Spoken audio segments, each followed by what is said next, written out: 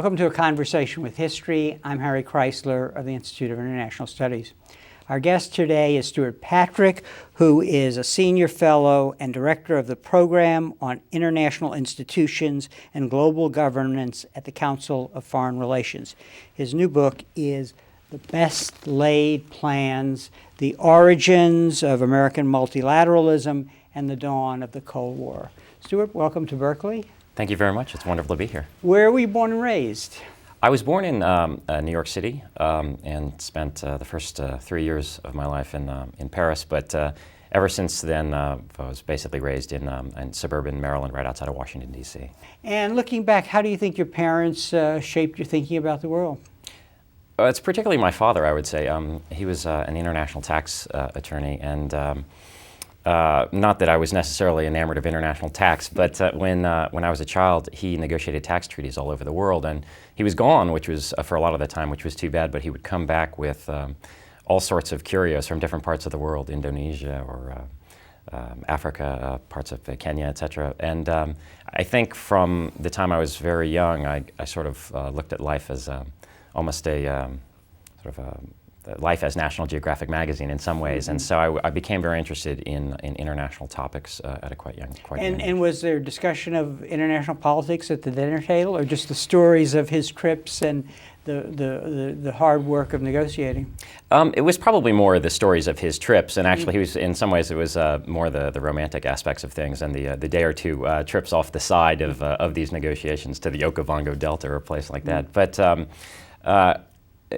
there was also, I think, a great value placed by both my parents on public service. And my father always looked back fondly, even when he was back in private practice, on the days that he had spent as the most rewarding ones when he was actually in the policymaking arena. Mm-hmm. And where did you do your undergraduate work? I was out here in the Bay Area at Stanford, and actually, my undergraduate degree was in human biology, studying human evolution, but I got a BA from Stanford and then went on to graduate school. And then graduate school you did in England, and you were a Rhodes Scholar. That's correct. Yeah, I spent about 4 years in Oxford and got a couple of master's degrees, and then started my doctoral dissertation, which I finished in 1996. And what was your dissertation on? It was on in a sense, a subject very closely related to this. It was on U.S. plans for the post-war era, that is the second, following on to the Second World War, and in particular a focus on U.S.-French relations. I think perhaps hearkening back to the fact that we had lived in France and my family was Francophiles, and looking at how the U.S. managed its leadership with a sometimes very fractious and difficult ally in the part of the French. Mm-hmm. And with your degree, were you then a social scientist, a historian, and then how did you become a policy wonk, which I guess is what you already... Exactly. Yeah, exactly. All of the above. And that's a compliment. I think, yeah, right? Okay, yeah. It's interesting. The degree was really one, and partly because this is the British system. It's much less sort of an effort to turn social science into natural science, as it is often in many of the departments in the United States, which have methodologically gotten really involved in sort of quantitative approaches and econometric approaches to these topics. There, the study of international relations is really much more about diplomatic history. And cultural studies and political philosophy. So that was something that appealed to me very much. When I came back, I got a job at the Center on International Cooperation at New York University, and I spent 5 years there. And that again has some relevance to what I'm doing now. It was the center was set up to really look at how do we improve the management of international institutions and provision of global public goods amongst different countries. Mm-hmm. And I'm curious now, looking back at your own career, what you can tell us about what these different disciplines, political science, history, have to offer as you kind of navigate this world of policy. I mean, what skills do you think you need to do the kind of work you're doing in this book, which we will talk about in a minute? Sure, I think you need to have a certain appreciation for the histories of the different countries that are involved in either any negotiation or any effort to create a reasonable structure of world order in which countries can resolve their common their differences and take advantage of their common interests. And I think that I think the United States is in a sense less an innocent abroad than it used to be in this regard. But I think sometimes policymakers don't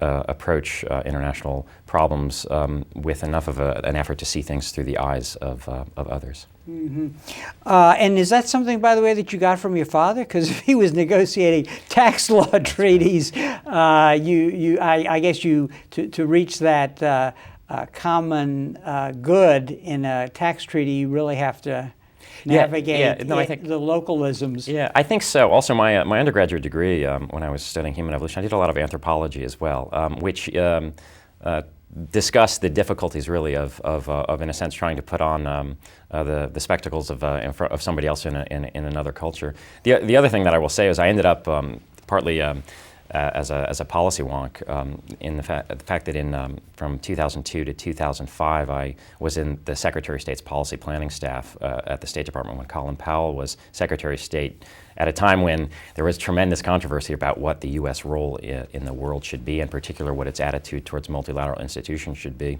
And I have to say that it took me about 6 months once I had entered the building from an academic background not to be a danger to myself and others, because there are aspects of the policymaking process that we don't read about in the books when we learn about them in the ivory tower. So it was a real eye-opening experience for me. And what did you learn without asking? I'm not asking you to do insider gossip here, but what was it? It was.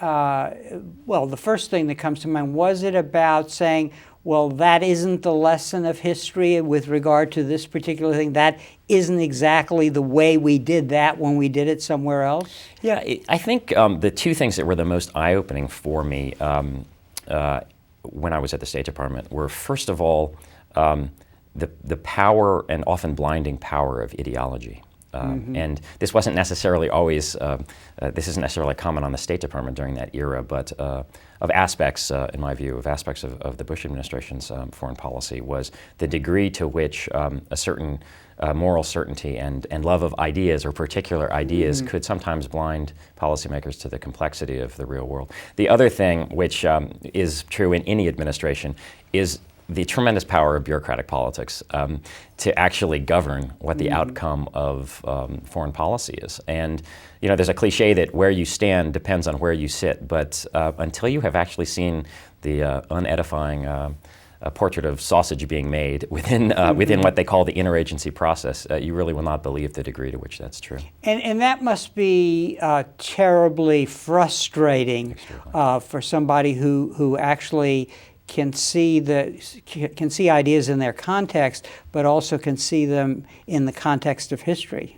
Yeah, I think that there are, when you see nuance and shades of gray, particularly if you're working in an administration that, in a sense, doesn't do nuance, it can be extremely frustrating. And I think that one of the lessons of the recent experiences in U.S. foreign policy is the need to get back to a more realistic and pragmatic approach to foreign policy, which takes into account some of the things that we're talking about. So when, and let me show your book again, The Best Laid Plans, and really it's a book about ideas and American leadership in the period 1940 to 1950 when we built a set of multilateral institutions. So what did the book emerge out of your dissertation? I mean, it's obviously much broader than that, but tell us how you conceived the idea of the book and how long it took you to do it. Sure. It did emerge initially out of, it's probably about 10% of it is from my dissertation. But at the end of the Cold War, when I was really starting graduate school, I was fascinated by this what seemed to be a fertile moment. Not so much the end of history, but perhaps the return of it in terms of after the certainties of the Cold War suddenly seemed to disappear, and the question would be, what logic of world order would take its place. And there was a tremendous, as you recall, a tremendous upsurge in enthusiasm for the United Nations, a sense that finally now the organization could live up to some of the aspirations of its founders. And by the mid-1990s, I think there was a certain amount of disillusionment with that and a certain amount of return to a more sober attitude. But ever since the end of the Cold War, there have been these debates over, well, what now? Containment is no longer the governing rationale for U.S. foreign policy. Should we revert to more of an isolationist pose? Should we try to continue to build international institutions and invest in them? Or should we adopt perhaps more of a selective great power internationalism? And all of these things, as I began to read, had occurred earlier in U.S. Foreign policy. And this particular era, people look back sometimes with two rose-colored glasses, but as one where the United States really took the bull by the horns and laid the foundations at the height of its power for the enduring international institutions. And as you do this, let's look at some of the problems. I mean, this was a unique situation, this 1940 to 1950, but it's very clear that there were three pillars to this multilateral international order that we came to build both, from the period 1940 to 90. What were the three elements of that in security, in economics, and in self-determination, actually? Yeah, as a result of some of the lessons of the Great Depression, but also as a result of some of the components of U.S. political culture, once the United States is in a position, in a sense having arrived on the world stage, the question is what principles is it going to use? And the Roosevelt administration, I think, was preoccupied with a sense of the failures of 1918, 1919, and the Paris Peace Conference and the Versailles Settlement. And there was a sense that the United States had won the war but failed to win the peace. And so during quite early, that was after World War I. Excuse me, after World War I, right? Yeah. And so, and I think that there was after a retreat into isolationism, sort of toward the end of the 1930s, there was a sense that, especially after war broke out, but even before Pearl Harbor, the Roosevelt administration suddenly became very preoccupied with what are going to be the pillars of the post-war order. And there were three, as you mentioned. One of them was a modified form of collective security. There was a sense that Wilson had overreached with the League of Nations, trusting too much into pure collective security. And the idea here was that we need to have a post-war international organization, but we need to vest power much more strongly in the hands of the great powers. And so you get the plans for the UN Security Council, which vests obviously power in its permanent members. So that's one of the pillars. A second recognition was that the international economy had really deteriorated, and actually part of the slide into war and the deterioration of the political climate during the 1930s was directly related to this sort of terrible inward-looking beggar-thy-neighbor policies that many countries had adopted during the Great Depression. And including Roosevelt, by the way. Indeed. Yeah. Early, sabotaging the London Economic Conference. We obviously just had another one with the G20, which perhaps we'll talk about later.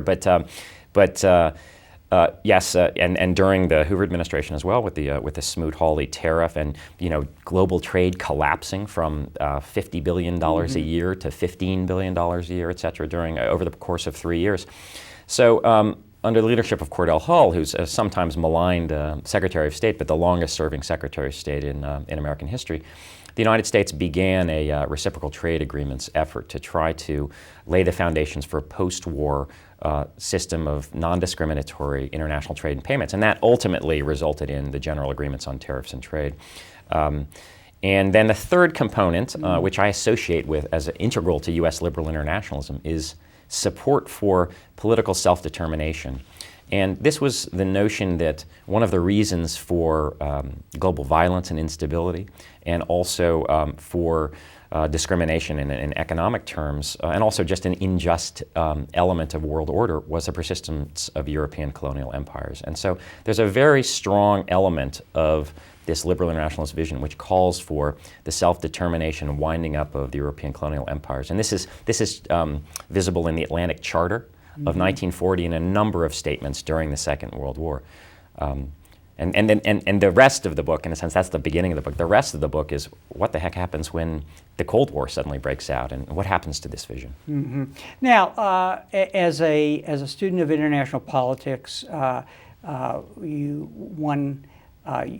know you look for explanations of why America did the extraordinary things that it did in setting in place these institutions, because sometimes they really appeared to go against self-interest. Right. You point out, rightly I think, that what America did was distinctive, and there'd been a different hegemon, different things could have happened. But traditionally, an IR analyst, an international relations specialist, would say, well, this was about the distribution of power in the world, that really America had all the chips, basically, and that's why you did it.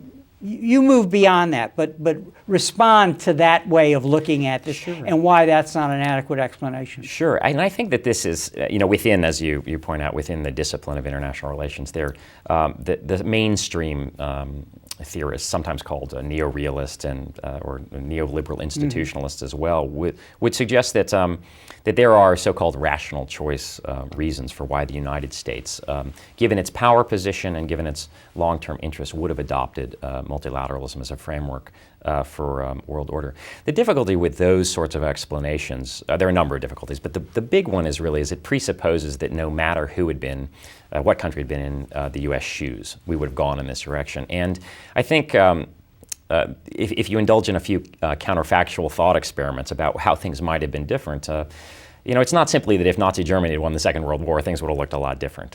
Tribute state relationships, much more interventionist economic policies, unequal bilateral relationships. Certainly would have been the case if the Soviet Union had emerged as the most powerful country. But even if Britain had, things would have been different. It would have been far less institutionalized international order. So I start looking for some other explanations that could complement some of the insights that traditionalists have talked about. And one of the main factors that I point to is American political culture, and particularly the liberal exceptionalism that the Lockean liberalism that in a sense defines American political culture and sets it apart from most other countries. And in a nutshell, that exceptionalist tradition portrays the values governing the American political economy, the legal values, political values, economic values, as ones that are inherently superior, but also potentially universal. And so it's this sort of notion of the United States as a city on a hill, et cetera. And so my argument is really that given these tremendous opportunities to remake world order, there was an inbuilt tendency on the part of the United States to try to do it in its own image. And so in a sense, I see multilateralism as a projection of American legal and political values to the world, to try to one historian has described it as trying to Lockeanize the hitherto Hobbesian world. And that's one of the two explanations that I give. The other explanation, which has to do more about timing, is and why this precise timing has to do with new ideas and the lessons of recent history. I think that there was a real conventional wisdom arose by the end of the 1930s that some of the policies that had been pursued during the interwar period by the United States were tremendously destructive, and that the preconditions for peace and stability and economic prosperity really required a turn towards multilateral institutions. Mm-hmm. And I think it's important to break this apart, because once we understand what you're saying, and your argument is quite powerful, and our audience really has to read your book, because there's an enormous amount of... they can even purchase it. Yeah, no, definitely, yeah. Buy it, I'm sure, at Amazon.com. I'm sure it's available. Yeah. But there's a rich detail which becomes very important. But I want to use that detail to have you sort of explain to us how this happens. And I guess what I wrote down in my notes is there's a process here. And I want to walk through that process and try to understand what it is that makes this happen. I mean, clearly we have a political culture, and it's there, and it's the ideas in our heads about how we relate to the world. In fact, when I was reading your book, I pulled out my Max Weber, and he says in his essays in sociology, not ideas, but material and ideal interests directly govern men's conduct. Yet very frequently the world images that have been created by ideas have, like switchmen, determined the tracks along which action has been pushed by the dynamic of interest, which is, I think, what you're demonstrating here. So the first element, it would seem to me, is leadership. And the men, first Roosevelt, but then also the men who, in his government, who had this experience that you just talked about in their mind. I mean, can you give us any reference point here, a particular individual who Sure. who really Yes. becomes very influential in making this happen? Because a set of ideas in this period that you're describing emerges based on this war and depression experience. Yeah, I think definitely I can give you a couple of ideas, and I think that that's a very well, by the way, that the Weber quote is, I think, is really appropriate, because the argument in a sense is that both U.S. national identity and also new ideas end up channeling and influencing how people actually understand their national interests. And cataclysms like the Great Depression, like the slide into the Second World War, like the overwhelming disappointment that the United States, in a sense, had missed the boat at the end of the First World War, give rise to a situation where new ideas can be extraordinarily influential, and they can drive the creation of new institutions. It's very clear in the chapter, the two chapters really on economic thinking, that Cordell Hull had a tremendous influence on how certainly the State Department came to terms with the economic requirements of peace. There's actually a chapter here which deals very much with Hull that's entitled "When Goods Move, Soldiers Don't," which really reflects his belief that not only was multilateralism a recipe for economic prosperity, but it was essential for world peace, because otherwise countries would use alternative means to try to secure the goods that, in a sense, Hull says they could have gotten through peaceful exchange. So he is certainly a major example of that. Dean Acheson, as well, emerges in both the pre-Cold War and Cold War eras as someone who has emerged from this experience as a sober-minded and I would say hard-headed liberal internationalist. He's very dismissive, as other people like George Kennan are, of empty legalisms. But on the other hand, he's wise enough and has an enlightened sense of America's self-interest enough to realize that that institutions are an enormously important way of embedding the United States, first of all, in the world order, so it won't go back to isolationism, but also of winning legitimacy for America's purposes abroad. There are another person who I might mention is Harry Dexter White, who, as you know, was the main negotiator with John Maynard Keynes in what became the Bretton Woods institutions, and he's fascinating in that he really epitomizes the notion that this is not simply a return to 19th century free trade in terms of the global economy.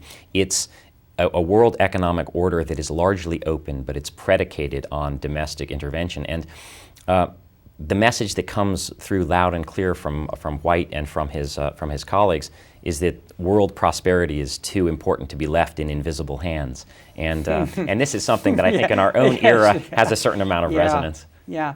Now, the other thing that strikes me as really important that emerges, you see these names of Republicans, Wendell Willkie, John Dewey, and then later Vandenberg.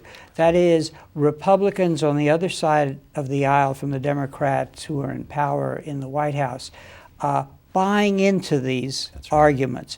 How do you think that happened? And was it what you've already said, just the experience of the war and the Depression were so powerful, or was it Roosevelt and Hull and Atchison's leadership? I think the latter more. This was not an accident that there was a bipartisan framework for American global engagement that was forged during this time period. And a lot of it was really, again, a reflection on the lessons of Wilson's disastrous experiences in Paris, and then in his attempt to win U.S. approval for the League of Nations. There really was a strong sense that Wilson's stubbornness and unwillingness to compromise and failure to include, for instance, significant Republicans in the Paris Peace Conference had undermined his efforts. And so you see this during in early plans for Dumbarton Oaks and the laying the blueprints for the United Nations. Hull is very conscious and conscientious in making sure that Republicans are included in that. Same with the San Francisco Conference on the founding of the United Nations.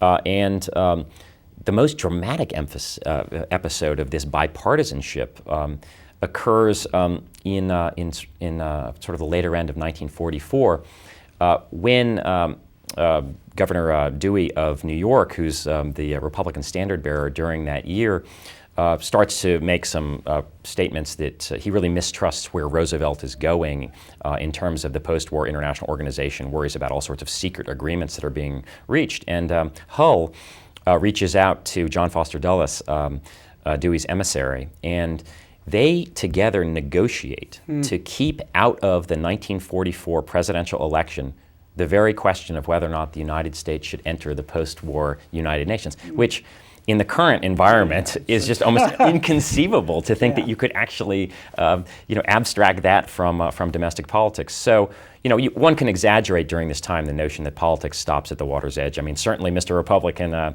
Senator Taft of Ohio is routinely calling, the International Monetary Fund pouring money down a rat hole the first time that expression shows up. So there are real problems, but cultivation of Senator Vandenberg, who I think he says 1941, Pearl Harbor, ended isolationism for any realist. But there's an effort to cultivate him when the North Atlantic Treaty is being, with the Vandenberg Resolution, to ensure that there's not the same sort of objections that there were over Article 10 of the League of Nations with respect to the NATO. And what is important about these processes, it would seem, is that because if you have American identity and American political culture, it's not. It has to turn in a way, because everything that you said about the city on the hill, the example. I mean, there's a conflict here. There is the idea the world should copy us, which it says, let the world fight its wars. We'll stay out. We'll be isolated. So what this process and is doing is turning the culture sort of in the water to avoid the iceberg, I guess you would say, and to say, let's engage the world. And that's why this is really unbelievable. Yeah, I think that you're onto something in your comments there, that that the tradition of American exceptionalism is by and large accepted across the American political spectrum, which is fascinating. And the three traditions that I identified that had emerged by the early part of the 20th century for U.S. foreign policy all accept American exceptionalism. There are the isolationists who, in a sense, believe that America is so exceptional that it could only be contaminated by other countries or get itself into trouble if it engages in intervention elsewhere.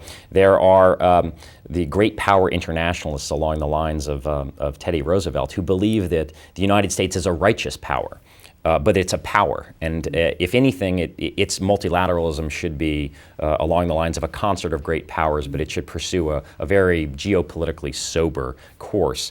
And then there are the liberal internationalists who are best embodied in the earlier era by Wilson, who believe that it's America's duty to have a world under law. So the challenge for Roosevelt, and the challenge for any president, I would say, is to try to invoke and have their actions resonate with the tradition of American exceptionalism, but to put it in the service of building a better, safer world that reflects American ideals. And that can be very challenging because it requires you to make deals both domestically and internationally, and playing this two-level game is extremely challenging. Mm-hmm.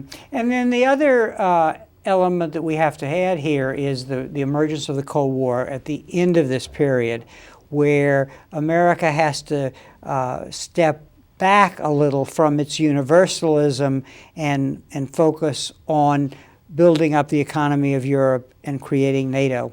That's absolutely right. And I think in many people's mind, there's a real sort of sense of divorce between U.S. policy from 1940 to 1946-47, and then what happens later and spans the next more than 4 decades of the Cold War. What I suggest is that there is tremendous continuity between those two periods. I have a quote from Charles Bolin, the U.S. Very accomplished U.S. diplomat from 1947, that says basically, in short, there are two worlds instead of one. And coming to grips with that reality and the fact that the Soviet Union is not willing to accept this open world concept, which the United States has been going forward with, that leaves a quandary for American decision makers and American strategists.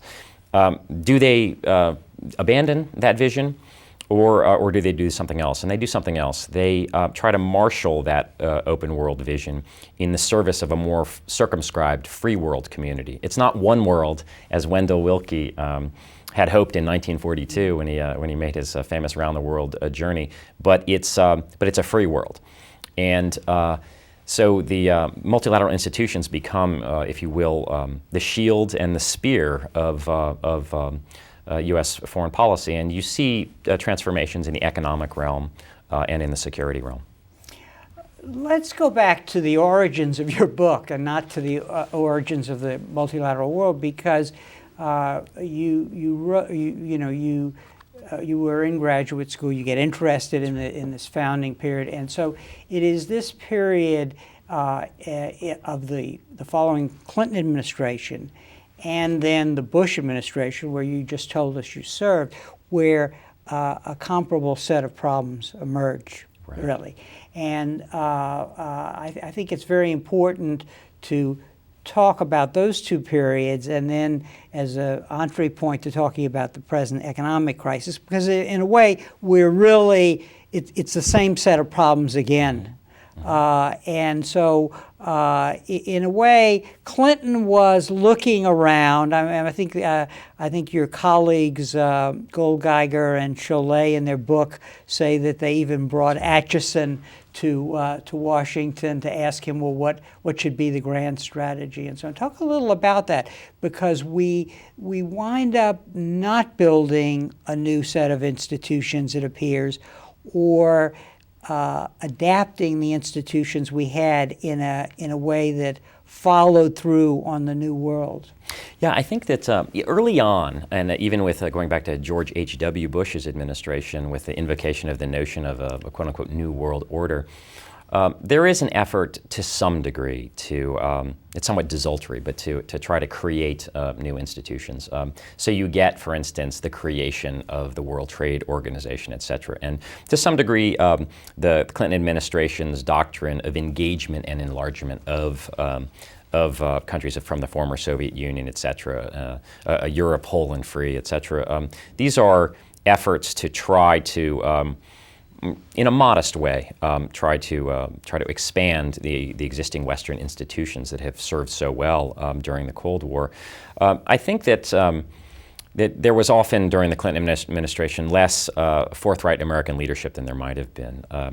early on in the Clinton administration, it's somewhat forgotten now, there was the so-called Tarnoff Doctrine, which was from Peter Tarnoff's comments that the United States really didn't have, even if it had the will, it didn't have the way anymore, and that we needed to have sort of a joint sharing of responsibilities. I think that that there was a little bit of a vacuum of power in terms of, and a vacuum of leadership during parts of the Clinton administration. I think later on, by the end of the second term of the Clinton administration, I think that the United States, the administration, had come to realize that nobody else was really there to pick up the baton. What's distinctive about the Bush administration, I think, the George W. Bush administration, was really that, in my mind, it represents a relatively qualitative break with several decades of tradition of American foreign policy. I don't think it was only unilateralist, and we can discuss that. I think it had an alternative conception of multilateralism in part. But there was a certain in-your-face quality to, and a certain relish in the first couple of years of the Bush administration in terms of abrogating or pulling out of a number of different multilateral frameworks, from climate change to the International Criminal Court, et cetera. And I think that there was a real sense that most multilateral institutions were real drags on the United States' freedom of action, potentially infringements on its domestic sovereignty in some cases, and that other countries were, in a sense, using international institutions to tie down Gulliver. And I think that the country was feeling its oats, and particularly after 9/11. The United States, in retrospect, I believe, missed an opportunity, partly because it didn't recognize the importance of legitimacy in the broadest sense, international legitimacy in helping the United States get things done, and it undervalued some of the capabilities that one gets with standing international institutions. And you point out that the beauty of this earlier period, when the multilateral world was created with the institutions, was that America had a sense of its self-restraint, basically. That, Indeed. That it could see the virtue of building international institutions that where it maybe gave a little more than it necessarily had to out of self-interest, but in the long term it created a set of institutions that we would gain from. But in this period after the fall of the Berlin Wall, let's look at the configuration of power. And I guess what you had is two views of the world, that a multipolar world was emerging on the one hand, or that America was number one and nobody could restrain us. And so part of this story, I guess, is about coming to terms to what the real balance of power is in the world. Yes, it's interesting to look back at that era because particularly right at the beginning of the Clinton administration, there was a sense of the United States, in a sense, is the weary titan, and it's the economy, stupid, et cetera. And it was really about looking inward, and that the United States wasn't really willing to bear some of these burdens anymore. I think, in retrospect, this was, of course, the beginning of a tremendous boom in the U.S. Economy, and by the end of the decade, of course, the French were complaining, as is their occasional wont, about the United States as a hyperpower, and there were invocations by Secretary of State Madeleine Albright, which seemed quaint in a sense in retrospect, that the United States was the world's indispensable power, which stands taller and sees farther than others do. Again, I'm not sure that one could make that claim with a lot of credibility today after the incredible tumult of the last decade. One of the things that the experience of the last 20 years suggests is that it's hard sometimes to get an accurate read of how powerful countries are actually relative to one another, and it's also dangerous to project what the world's going to look like in 10 or 20 years on the basis of current trajectories. Now, for instance, you have, I think the conventional wisdom is that China is going to overtake the United States, certainly in the size of its economy within the next 20, 25 years, but there are all sorts of things that could happen between now and then. And one important difference that strikes me between both the Clinton era and the Bush era is the lack of consensus among the American political parties about how to engage the world. much so. which really became a source of the different kinds of irresponsibility that Clinton and Bush evinced. I think Clinton's irresponsibility, I will assert, and you can argue with it, that it involved what you were referring to earlier, let the market do it. Yes, you don't need exactly. regulation, and you can do it globally. And then, of course, you've already discussed the irresponsibility of Bush. Yeah, I think that's very fair. On the in the case of Clinton, there was really a sense that we'll just ride this crest of globalization. In a sense, we don't have to build. Take advantage of this momentary, this holiday from history, if you will, to try to lay the foundations for more effective institutions, particularly on the security front.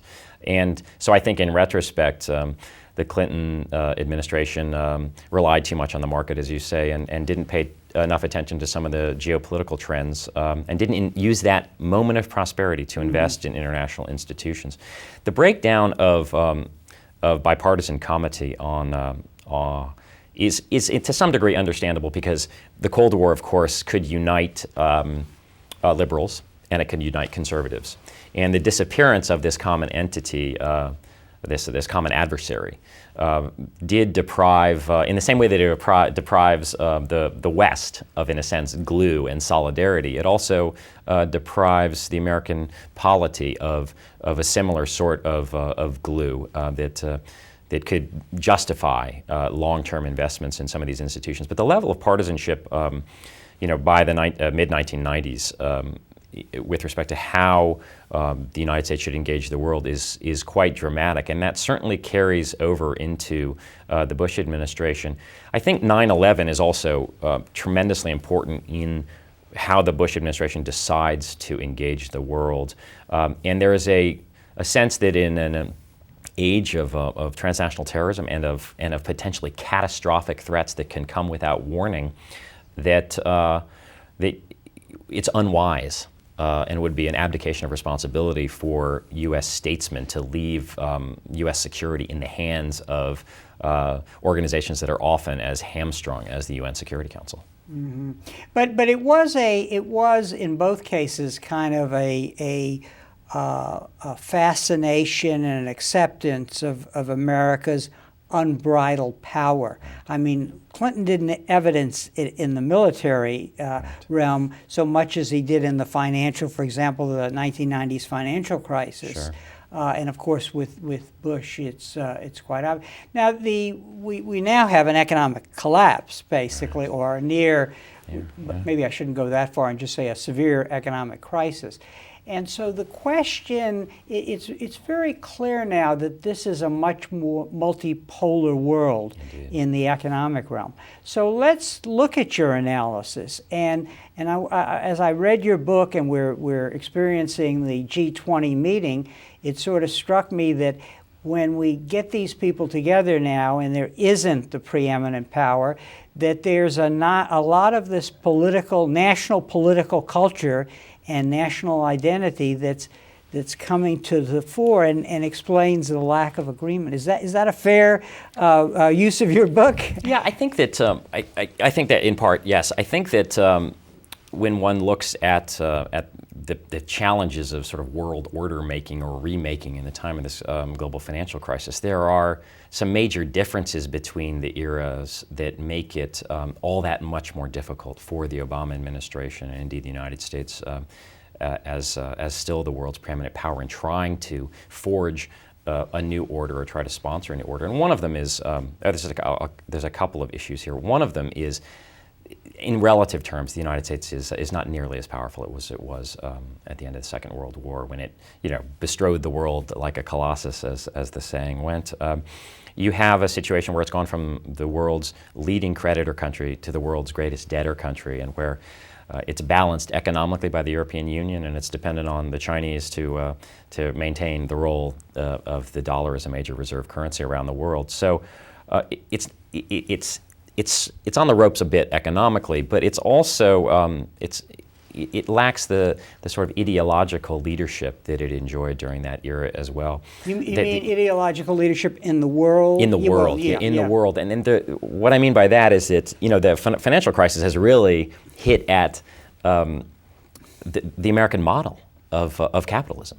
It's hit at the so-called Washington Consensus about the idea of that reasonably free markets will be able to deliver prosperity. And I think, in a way, it maybe gets us back to the original model, which emerged from the Great Depression, which was this notion that I mentioned earlier, that global prosperity is too important to leave in invisible hands. I think after the Reagan-Thatcher revolution of the 1980s, there was a real sense of removal of restraints, removal of regulation that got away from some of these earlier norms that guided a sort of a managed form of global capitalism for a number of decades quite successfully.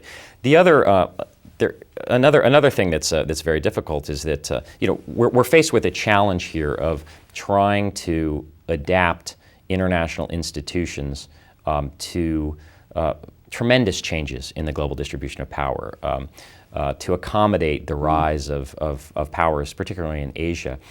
But unlike the architects in the 1940s, we don't have a blank slate. We have what my friend and colleague Dan Dresner of Tufts University calls an unclean slate. And it's hard enough to create institutions out of whole cloth. It's so much more challenging to try to redistribute power within those institutions. If I take the International Monetary Fund, there's a lot of talk about we need to give the Asians more weight in it.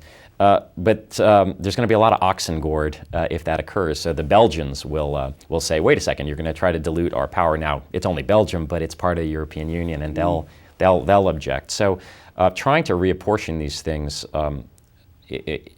and to try to adjust is very difficult. Same thing happens with the UN Security Council. You're not going to see France and Great Britain, as many people think they should, consolidate their one Security Council seat into a common EU seat. So there are major structural obstacles towards global reform. And in this context, it's as if the U.S. has tried to apply Band-Aids, so that, for example, the failure to reorganize the IMF prior to the 1990s financial crisis led to this glut of savings that account for at least partially the collapse that we've recently experienced. And then in the case of NATO, the whole effort to enlarge NATO into essentially a beyond the goals that originally had has created problems with Russia, and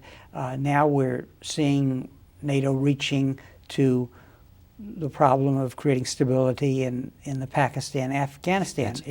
That's right. I think that NATO. There's a chapter in the book which talks about the creation of NATO and the fact, interestingly, that the United States took a multilateral approach towards Western security. Now, NATO's current difficulties are sort of an ironic outcome of its tremendous success. I mean, if one had asked Acheson, and people indeed asked Acheson, if NATO was going to last for decades, and he said no. He thought that it would be a temporary institution, and of course NATO exists. We still have many troops in Europe, etc. But at the end of the Cold War, there was a sentiment that NATO had to go out of area or out of business. And as you point out, the danger now is that having gone out of area, it may in fact go out of business. And it's been some of the debates that have been at the core of NATO from the beginning are really accentuated in Afghanistan, and part of it relates to burden sharing. And it also relates to threat perception. All alliances, all collective defense institutions require some degree of common perception of threat. And it's not clear that, given wavering public opinion in many of these different countries, that the Germans, for instance, see the dangers of the Taliban taking over Afghanistan in the same way that the Americans do. And there's a tendency, continual tendency to free ride on the back of American military power. And so even those of us who are in favor of multilateral institutions and alliances are aware that that stimulating collective action with other countries still often requires the United States to bear the heaviest burden in terms of maintaining the vitality of these institutions. One of the things that strikes me is that the fact that the Soviet Union fell without war, Indeed. and that there was no economic depression or crisis until the present, did not give us one element of the structure that you've identified with regard to seeing that if it wasn't a question of building new institutions, it was really adapting them to new tasks. Yes, one of the lessons of the book is that major institutional change is far more likely to happen in the aftermath of cataclysms. In the absence of a major catastrophe and demonstrable policy failure, you're more likely to get what a biologist, I guess, would call phyletic gradualism rather than a punctuated equilibrium. You're not going to get this dramatic quantum shift. You're going to get sort of more discrete changes at the margins. And I think that that's what happened with the Cold War ending without a shot fired, without NATO firing a shot, led to incremental solutions. And it may be that this is inevitable. Now, the current crisis, one of the major questions about the current crisis is how serious is it? And it may be serious enough to have some more significant changes in some international institutions. Just in the G20 meetings this week, for instance, you saw a major ramping up of resources for the International Monetary Fund. What you have not yet seen are major changes in the governance structure and the weighted voting. Mm-hmm. But in the IMF. In the IMF. But if one begins to see, on the other hand, you're seeing the Chinese, for instance.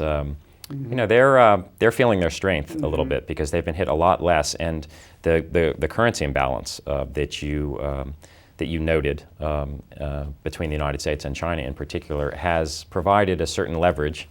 And you have the Chinese even beginning to question the enduring aspect of the dollar as a global reserve currency. So you're beginning to see some signs of a shift towards a more multipolar order, and that multipolar order actually being reflected in global institutions. Let's assume that President Obama takes his key figures in foreign policy and international economics to Camp David and says, "Read your book." That is, read Patrick's book. We should all aspire to this. Yeah, but what for our leaders and also for the general public? What are the elements that one should draw from the book, understanding that we're dealing with a different historical epoch? There's a limit to what you can take from history. So how do we distill lessons here that would be important as we manage a very different world? I would point to two or three lessons that I think are ones that could be generalized to the current order. And the first of these is just the importance of investing in international institutions, and in some cases paying the upfront costs to ensure institutions survive into the long term, particularly if one can imagine your power dwindling in the future. The time to lock that in is now. The second issue is the importance of forging and attempting to forge some bipartisan consensus. Now, you're never going to get the extremes, whether you're Republican or Democrat. You're never going to get the other side's extremes going along. What you want is to give enough ground so that you can have, in particular, Congress engaged in a responsible form of U.S. global engagement. And there are always going to be debates, but cultivating those alliances, not simply taking the partisan path, is very important, because even if you control Congress now, you won't probably throughout the entire time of your tenure in administration. In off-year elections, et cetera, the other side will normally make up some significant ground, and you will come to rue having ignored them. And the third major element is to be willing to, at the international level, to be willing to adapt and adjust in terms of the precise details of the international institution or global bargain that you're working on in return for something whose broad contours meet your interests. The United States throughout the the Cold War showed a certain magnanimity and self-restraint and a willingness to occasionally bear an extra disproportionate cost of global public goods. But in the end, there was something enduring and predictable that increased the legitimacy of American power. Mm-hmm. And I guess that in the final analysis also, public education is going to be very important for especially the president as he navigates both the international and the domestic arena, and he's going to have to build coalitions in both places. That's absolutely correct. One of the, on the domestic front, I think, as I've pointed out, American exceptionalism is a major theme in U.S. Political culture. And that can be exploited to justify a rather narrow-minded view of what America's interests are in the world. And I think it's incumbent upon this president, or any president, to remind the American people, and it's not just terrorism, but it's in so many different ways that, and the financial crisis has underlined this as well, that we are part of an increasingly interdependent global system. And it's not, the priority for us should be to ensure that to the degree that there are international institutions that can help manage that they bear the stamp of the United States in large part, and that some of the fears about American sovereignty, which, and believe me, running a program on international institutions and global governance, I get some colorful emails from some people who've spent a lot of time listening to talk radio, worried about American sovereignty, that many of those are, in practical terms, overblown, and that provided that there are reasonable safeguards on American freedom of action and sovereignty, that international institutions are a way often of extending American power and American influence in the world, because otherwise the record shows we can't accomplish much for our own interests going it alone. Well, on that note, Stewart, I want to thank you very much for being here. Let me show you your book again, The Best Laid Plans. I think it's an important read to understand where we are now and to understand how now is different than it was in the period 1940 to 50. Thank you very much. It's been a great pleasure. Yeah, thank you. Thank you so much. Thank you very much for joining us for this conversation with history.